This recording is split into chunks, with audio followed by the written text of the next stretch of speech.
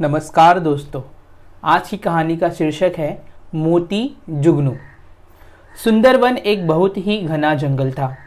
उसमें छोटे बड़े ढेर सारे जानवर रहते थे। उसी जंगल के किनारे अपनी झोपड़ी बनाकर एक बुढ़िया भी रहती थी।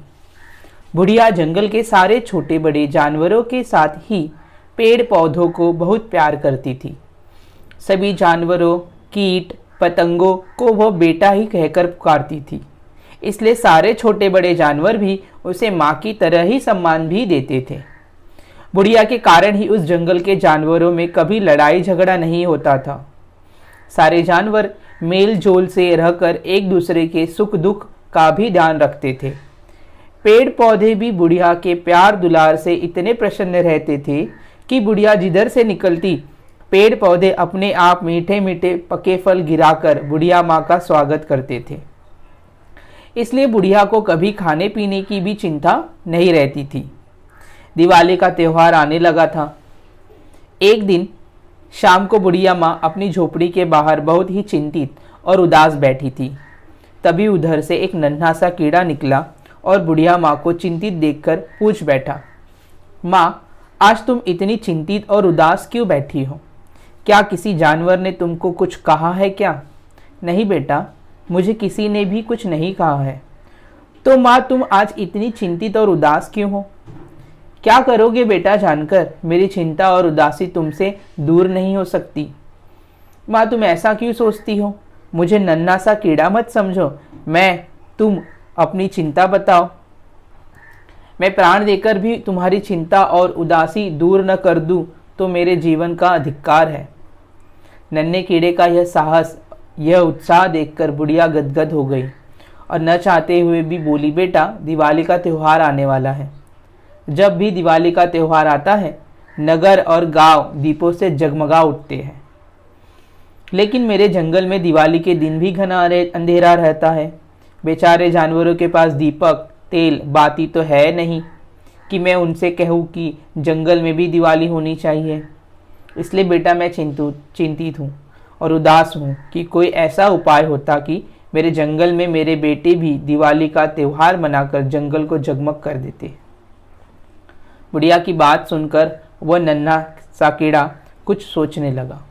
सोचकर कुछ ही देर में बोल पड़ा, माँ, तुम चिंता न करो। मैं तुम्हारी सारी चिंता और उदासी अब दूर करके ही रहूंगा। तुम कैसे मेरी चिंता और उदासी दूर करोगे बेटा? मैं भी तो सुनूं। माँ, तुम आशीर्वाद दो कि मैं अपने अभिमान में सफल रहूं। अब या तो मैं तुम्हारी चिंता और उदासी दूर करके रहूंगा, नहीं तो अपने प्राण दे दूंगा। बस आगे मत पूछो, मुझे केवल आशीर्वाद दो। जुग जुग जियो मेरे लाल, तुम अपने उद्देश्य में सफल हो, यह मैं तुमको दिल से आशीर्वाद देती हूँ। वह नन्हा सा कीड़ा बुढ़िया माँ के चरण स्पर्श कर आशीर्वाद लेकर उड़ चला। उड़ते उड़ते आंधी तूफानों का मुकाबला करते करते कई दिन बाद वह तारों के देश में पहुंच गया। शाम का समय था। सारे के सारे तारे आकाश में चमक दमक का खेल कूद कर रहे थे। तभी एक तारे सोनू की नज़र उस कीड़े पर पड़ी तो वह खुशी से उछलकर चीख पड़ा, अरे वह देखो, कोई नन्हा सा कीड़ा धरती से उड़ता हुआ आ गया। सोनू के इतना कहते ही सभी तारों ने उस कीड़े को घेर लिया और खुशी से पूछ बैठे, भाई, तुम कहाँ से आए हो और तुम्हारा नाम क्या है? भैया, मैं धरती से आया हूँ और मेरा नाम मोती जुगनू है। तो यहाँ कैसे आ गए? सभी तारे प्यार से एक साथ बोल पड़े। आप ही लोगों से मिलने और एक चीज मांगने आया हूँ।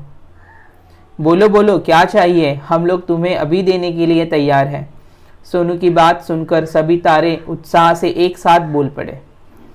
तारों का प्यार और उनका उल्लास देखकर मोती जुगनू कीड़े की छाती फूल गई। वो उत्साह से विनम्र होकर बोल पड़ा, तारों भैया, धरती पर हर वर्ष दिवाली का त्यौहार मनाया जाता है, जिसमें गांव नगर से लेकर गली गली दीपों से जगमगा उठती है।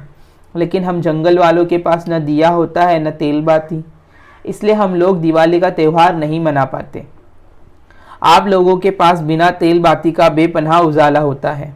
आप हमें थोड़ा सा ऐसा उजाला दे दें कि हम जंगल में भी प्रतिवर्ष दिवाली मनाने लगे। अरे मित्र, तुम जितना चाहो उतना उजाला ले जाओ। हम लोग तो धरती वालों से बहुत प्यार करते हैं। हम लोग तो खुद चाहते हैं कि धरती भी हम लोगों की तरह स्वर्ग बन जाए। तुम जितना चाहो उजाला ले जाओ। जुगनू को तो ऐसा लगा कि मुंह मांगा वरदान ही मिल गया। वह तुरंत एक गठरी उजाला बांधकर धरती की ओर चलने लगा तो सारे तारे फिर बोल पड़े, भैया मोती जुगनू, वैसे इस उजाले को जितना भी बांटोगे कम नहीं होगा। फिर भी अगर कम होगा तो तुम फौरन आकर जितना चाहो उतना ले जाना। इस उजाले को न तेल चाहिए न बाती। जुगनू हर्ष विमोर होकर उजाले की गठरी लेकर धरती की ओर लौटकर पहले बुढ़िया माँ के पास आकर बोला, माँ, मैं अपने अभियान में सफल हो गया। अब तुम चिंता मत करो।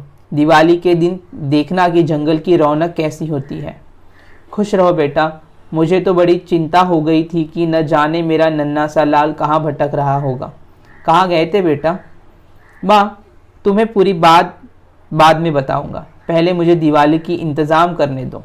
आज्ञा है न माँ? जुगनू बोला। जाओ जाओ बेटा, खुश रहो, मगन रहो, सफल रहो। बुढ़िया माँ का आशीर्वाद पाकर नन्हा मोती जुगनू अपने एक एक साथी जुगनू को उजाला बांटने लगा। दिवाली की संध्या तक उसने सारे जुगनुओं को उजाला बांट दिया। शाम होते ही उधर गांव में, नगर में दीपक जो ही जलने लगे कि इधर जंगल में भी रौनक छा गई। सारे के सारे जुगनुओं ने पेड़ों के पत्तों पत्तों पर अपना उजाला करके जंगल का कोना कोना जगमगा दिया। इस तरह एक नन्हे से मोती जुगनू के साहस और दृढ़ संकल्प से सारे जुगनुओं को बिना तेल बाती के उजाला मिल गया। अब जब भी अंधेरी रात गहराती है, अपने उजाले से हर समय जंगल की नहीं, गांव नगर में भी आकर अपना उजाला बिखेर देते हैं। बुढ़िया माँ ने तो अपने बेटे जुगनू को गले से लगा लिया, फिर गदगद होकर बोल पड़ी, बेटा मोती, तूने एक असंभव कार्य को संभव बना दिया। तुम्हारी तरह अगर कोई भी मन में दृढ़ संकल्प कर ले तो कोई भी कार्य इस संसार में असंभव नहीं है। पूरी बात जानकर और दिवाली के दिन जंगल की रौनक देखकर सारे जानवरों ने दूसरे दिन बुढ़िया माँ जिंदाबाद, मोती जुगनू जिंदाबाद के नारों से जंगल का कोना कोना गुंजा दिया। और तभी से एक मोती जुगनू के पुरुषार्थ से सभी जुगनुओं को एक ऐसा उजाला मिल गया जो कभी भी समाप्त नहीं होने वाला है। ऐसी और भी कहानी सुनने के लिए चैनल को सब्सक्राइब करें। धन्यवाद।